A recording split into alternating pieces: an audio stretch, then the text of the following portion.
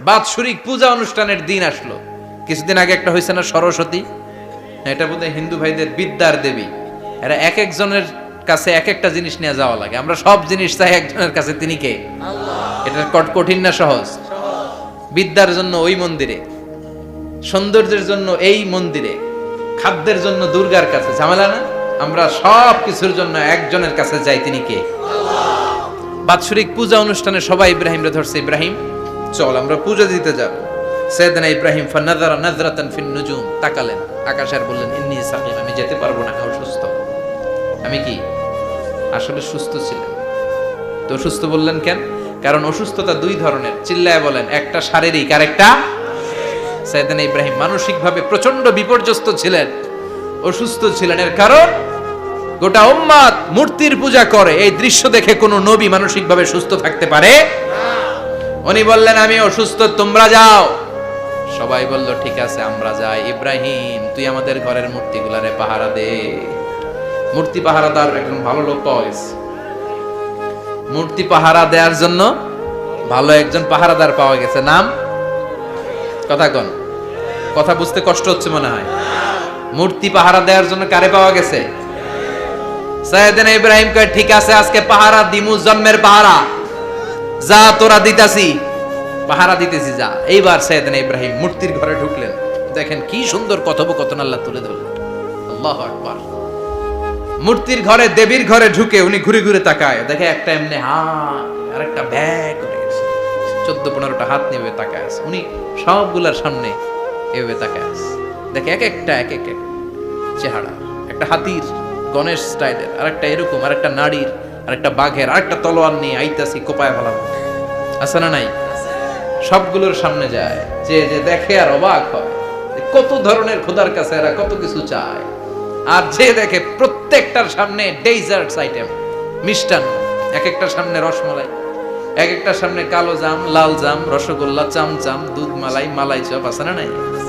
জিব্বায় পানি চলে আসছে নাকি? তো সাইয়েদনা ইব্রাহিম অবাক, কি রে এত মূর্তি, এত ডিজাইন, এত ভাবে এরা অঙ্গভঙ্গি করে আছে, এত খাবার দেয়া, খায় না কেন? সাইয়েদনা ইব্রাহিম ভাবলেন মনে হয় নাগাল পাই না, আমি একটু তুইলা ধরি। উনি রসমালাইয়ের বাটিটা নিয়ে যেটা হা করে আছে ওইটার সামনে যায়, কয় খা। কি কয়? বানাই কইতেছি মনে হয়। ফারাগা ইলা আলিহাতিম, মূর্তিগুলোর কাছে গেলেন। ফাকালা আলা তাকুলুন, খাবি না? খাবি না ডারে আমি কিছু খা, কোরআন থেকে বলছে, ঠিক কি না? উনি ভাবলেন ওরা হয়তো খেতে পারে না, নাগাল পাচ্ছে না, কিংবা আমারে দেখে লজ্জা পাচ্ছে। নিজ থেকে রসমালাইয়ের বাটি তুলে ধরলেন, উনি বললেন খা। আর ওগুলা কয় হা হা করে রয়েছে, নরেও না সরেও না। উনি মুখের সামনে তুলে ধরে বললেন আলা তাকুলুন, খা। সবগুলার সামনে গেলেন, খা খা। কেউ খায় না, ওগুলো হা করে আছে। সাইয়েদনা ইব্রাহিম বললেন খা, কেউ কথা কয় না। উনি বললেন খাবি না কেন? তাইলে কথা ক। এই যে কষ্ট করে উড়াইলি, মুখের সামনে দিলাম, খাবি না কেন? কথা বল। আলা তাকুলুন, খাবি না কেন? কথা বল। মালাকুম লা তাতাকাল্লামুন, খাবি না কেন? মালাকুম লা তানতিকুন, হয় খা নয় কথা ক। বলতেই লাগলেন খা খা। প্রত্যেকটা মূর্তির সামনে গেলেন, খা। ওগুলো করে আছে হা, কোনো কথা কয় না। কয় কেন খাবি না? তাহলে কথা ক। খায়ও না, কথাও কয় না। আপনার ছেলে বায়না ধরছে, আব্বা চানাচুর খাবো। কি খাবো? চানাচুর কিনে দিলেন, এই না চানাচুর। এখন চানাচুর খায় না। কিরে বাপ খাবি না কেন? কথাও কয় না, খায়ও না, কথাও কয় না। এখন বাকি আছে কোনটা? কথা কর। ফারাগা আলাইহিম দারবাম বিল ইয়ামিন, ডান হাতে কোপানো শুরু করলেন। ইচ্ছা মতো ঘুষি কিল মারতে মারতে মূর্তিগুলারে সাইজ।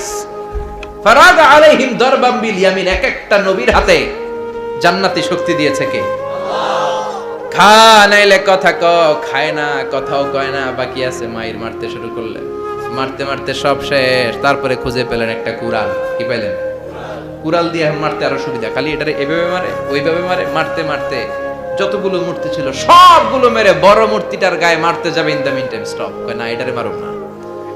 ফাজআলাহুম জুদাদান, সবগুলোরে টুকরা টুকরা। ইল্লা কাবীর আল্লাহুম, বড়টা ছাড়া ওইটারে রেখে দিলেন। আর বুদ্ধি করে কুড়ালটারে বড়টার কান্দে ঝুলাইয়া দিলে, বড় মূর্তিটার কাঁধের মধ্যে ঝুলাইয়া দিলেন। ঘটনাটা সুন্দর হয়েছে না? এখন কেমন যেন মনে হয় এটা কোপাইয়া দাঁড়া রয়েছে বাবার বেটার মতো। বড় পূজার শেষ, পূজার দিনক্ষণ শেষ।